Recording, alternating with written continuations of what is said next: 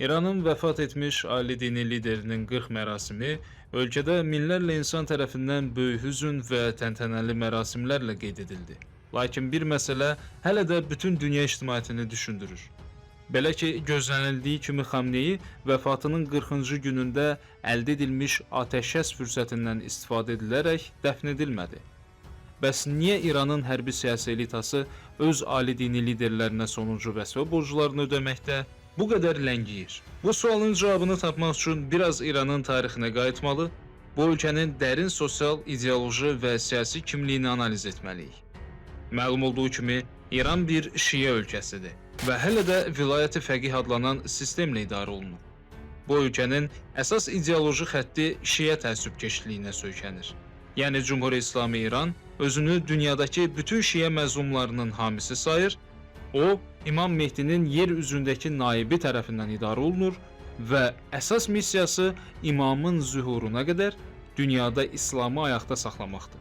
Və vilayət-i fəqih sisteminə görə ali dini lider sadəcə bir siyasi rəhbər deyil, o həm də dini legitimliyin daşıyıcısıdır və müəyyən mənada imamın yer üzündəki nümayəndəsi kimi qərarlar qəbul edə bilir. Bu isə o deməkdir ki, belə bir fiqurun ölümü təkcə siyasi yox, həm də ideoloji və psixoloji sarsıntıdır.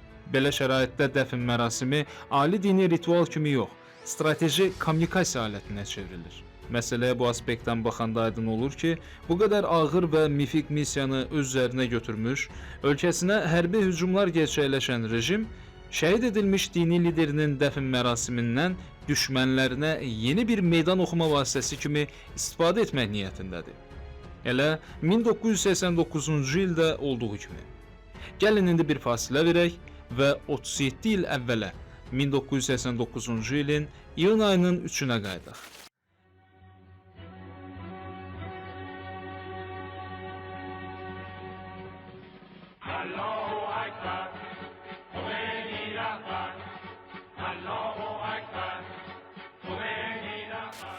İslam inqilabını gerçəkləşdirib Pəhləvi diktaturasını devirən, Səddamın hücumlarına meydan oxuyan, şiələrin Mehdidən sonra imam dedikləri 13-cü dini şəxs olan Xameyninin vəfat xəbəri gəlir. Milyonlarla insan küçələrə axışır.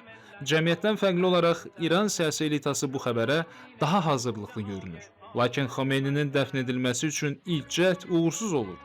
Tehrana toplaşan 8 milyondan çox insan vəfat etmiş imamın cənazəsinə toxunmaq üçün bir-biri ilə mübarizə aparır. Nəticədə 15 nəfər ölür, 100-dən çox şəxs yaralanır. İmamın tabutu isə parçalanır. Cənazə helikopterlə geri aparılır. Sonra daha ciddi təhlükəsizlik şəraitində dəfn prosesi həyata keçirilir. Lakin bir faktı da qeyd edək ki, bu dəfn prosesi kütləvi yas yox, əsl siyasi legitimlik nümayişinə çevrilmişdi. Xomeyninin ölümü ilə Qərbdə belə bir düşüncə formalaşmışdı ki, güya inqilabın əsas fiquru öləndən sonra daxildə hərc-mərclik artacaq və inqilab süquta uğrayacaq. Lakin dəfndə prezident Əli Xamneyi, parlament sədri Əkbər Haşimi Rəfsəncani və ölən imamın oğlu Əhməd Xomeyninin həmrəyliyi nümayiş etdirməsi bu proqnozların absurdluğunu üzə çıxardı. Çünki adını çəkdiyimiz hər üç şəxs dini siyasi liderlik mübarizəsində bir-birlərinə rəqib hesab edilirdilər. Bundan savayı dəfnə milyonlarla insanın qatılması İrandan bütün dünyaya inqilab davam edir və onun xalq dayağı var mesajı idi. İndi isə qayıdaq bu günə. Fikrimizcə aradan keçən 37 il ərzində heç nə dəyişməyib. Hələ də ABŞ ali dini liderin ölümü ilə rejimin süquta uğrayacağını düşünən qüvvələr tərəfindən idarə olunur. Rejim isə çox qan itirsə də hələ də ayaqdadır.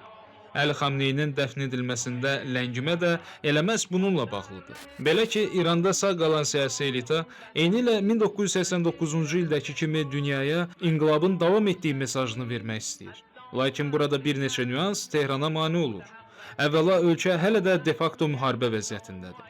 Hər an danışıqlar dayana və Tehran bombardman edilə bilər. Sağ qalan siyasi elita isə dini liderə sonuncu borcunu onunla torpağa girməklə ödəmək niyyətində deyil. İkincisi, Xamneyinin övladı və varisi Müştəba Xamneyinin fiziki durumu hələ də bəlli deyil. Onun savaş zamanı sosial mediada bəzi görüntüləri yayılsa da, hələlik yeni rəhbər nə xutbə oxuyub, nə video müraciət yayıb, nə də xalq içinə çıxıb. Onun haqqında yayılan məlumatlar doğrudursa, dəfnin gecikməsinin digər bir səbəbi kimi Müştəbanın yaralı olması göstərilə bilər. Və ən nəhayət üçüncü səbəb İrandakı siyasi qeyri-sabitlik ilə əlaqədardır. Atəşkəs tam təmin edilsə, Müştəba sağ qalsa belə, siyasi elita Əli Xamneyə qisas andı içib. Ona görə də ehtimal edilir ki, rəsmi Tehran dəfni ABŞ ilə danışıqlar tam başa çatandan, diplomatiya müstəvisində qələbəsini təmin edə bildikdən sonra həyata keçirəcək.